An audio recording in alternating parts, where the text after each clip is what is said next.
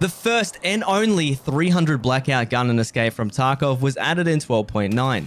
The SIG MCX is a beast within its own right, but you guys may be curious, how does this ammo actually stack up against armor and helmets in Tarkov? So stick around and see just how good 300 Blackout can actually be.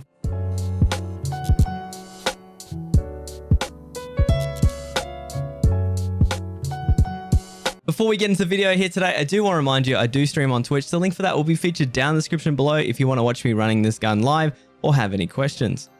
There's only two ammos in the game, BPZ and AP, and we'll be testing both of these today on armor, starting off with level 3 and working our way up to level 6 with the multiple different types, as well as some helmet and visor testing near the end from all the different classes, so make sure to stick around for that. So we're going to start off with some armor testing here today, jumping straight into BPZ. Now, unfortunately, this round doesn't have a lot of pen at 28, but it does have 60 flesh damage. So let's see how that stacks up against different armors. Starting off here today with Karasa, which is a class 3, we are going to be seeing 3 shots. Now, there was a chance for a 2-hit with some level 3 armors, but I just wanted to point out that it gets no better when we step up to class 4, especially something like ultra high weight polyethylene in the Trooper. Now, obviously, guys, 28 pen isn't great, but this round is actually incredibly cheap. So maybe that's something to consider. At 91 rubles per round, you can actually fire this out of a budget MCX, which is decent enough with 800 RPM. What you're going to be noticing with something like level 6 armor is the amount of hits it actually takes to completely zero this thing or kill the person behind it is pretty unreal. Now, something like a Hex Grid isn't even one of the best level 6 armors in the game, and it's actually outclassed by the Slick here. You are going to be noticing that the Slick is once again going to take an absolute metric hell of shots to bring someone down. I think the recommendation here is if you're running like a stock MCX in an early level or just trying to get some kills, it wouldn't be so bad when you're running up against 2, 3, and sometimes level 4 armor, depending on the lower durabilities. But for level 5 and 6, it's an absolute joke. So let's step it up 1 to AP. Coming in at 44 pen and 55 damage, this round is an absolute monster and is one of the best choices here for 300 Blackout. Now, we didn't test level 3 armor because it would have been a 2-tap, but you can see that 44 pen will also cut straight through a Trooper and others. And when it comes to things like the Korund, it actually does smash through a lot of level 5 armors, and weirdly enough is actually quite consistent against level 6 armor when hitting them each time. And we'll get into the reason for that in a second. What you're going to be noticing is the Hex Grid and the Slick only took 6 shots each to completely kill the person behind them.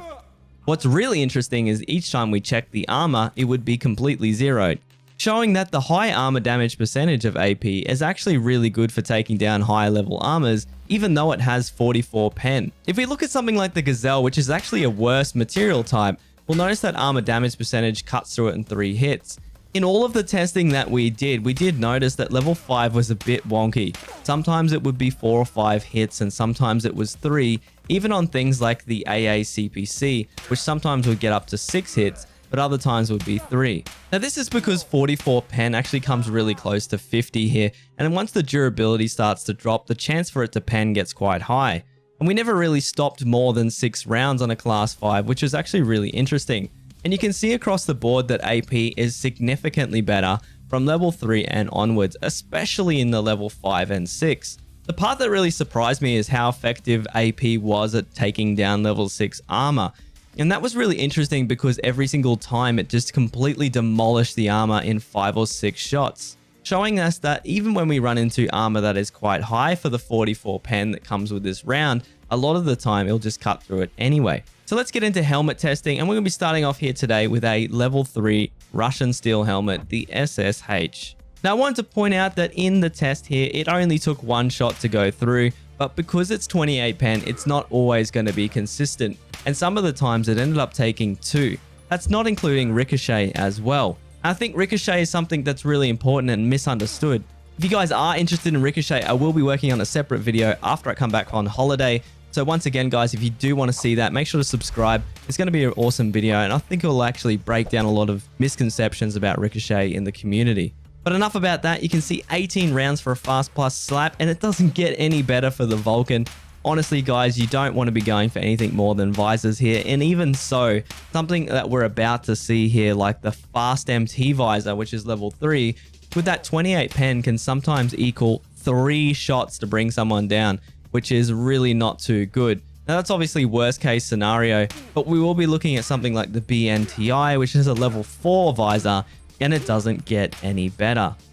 Now obviously with the 800 RPM of the SIG MCX, you could just burp through the helmet if you do get enough consecutive shots. One of the redeeming factors, however, is that fire rate. At 800 RPM and something like a large steel Stanag mag, you can get something like 60 round drums or 100 round mag for this thing, which is just stupid.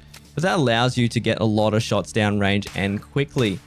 Now, especially when you're running up against level 5 and 6, you want to wish you bought something better. You're paying something almost like $7 a round for AP, and when we see it up against helmets, that's when it becomes clear why you would spend that sort of money. It would always cut through a level 3 helmet, always cut through every level 4, which is a very common helmet, including the Kaiman with the applique, but we will be noticing something like the Fast MT plus Slap also cutting through that in 3 hits, and even the Vulcan ends up actually getting completely zeroed here after 5 shots, which is actually pretty awesome. Now we'll look at something like the Fast MT visors, consistency every time. And I know we got kind of lucky here with the Alton, but sometimes it would only take 3 shots to completely zero the visor, and the chance of it stopping the 3rd shot was incredibly low. And we had the same thing with even the Risty, only stopping 2 shots of 300 Blackout AP before it was zeroed. And that was actually really interesting to us because when we look at something like the Masker, it doesn't get any better either because the material type is worse. Another crazy misconception about this gun is that it's subsonic, and I just wanted to point out that AP is still almost 700 meters per second. And if we look at something like almost 150 meters away here, you can see that the impacts here aren't actually that far. And the bullet drop here with AP is actually pretty damn decent. Once again, I wanted to point out though that obviously the MOA of this gun isn't as good as a lot of other guns. And if we compare it to something like the SR25 with M61, which is moving a lot quicker, you will notice straight away that not only is the bullet drop slightly better, but the grouping will be a lot tighter. So obviously the SIG MCX has the ability to reach at long range, but I think it really excels as an almost like the NATO version of the AS Val. When you're up close and personal, this thing is an absolute freaking monster and destroys people so quickly. But let's have a quick look at that grouping, what I'm talking about. You are going to be seeing the spread is a little bit wider with 2 MOA, but the SR25 is just so tight. With all that out of the way, I just wanted to compare that SR25 build and you can see that MOA up in action there. But these two guns are completely different. I think the MCX does have the best of both worlds with the ability to reach at long range, but being so devastating in CQB.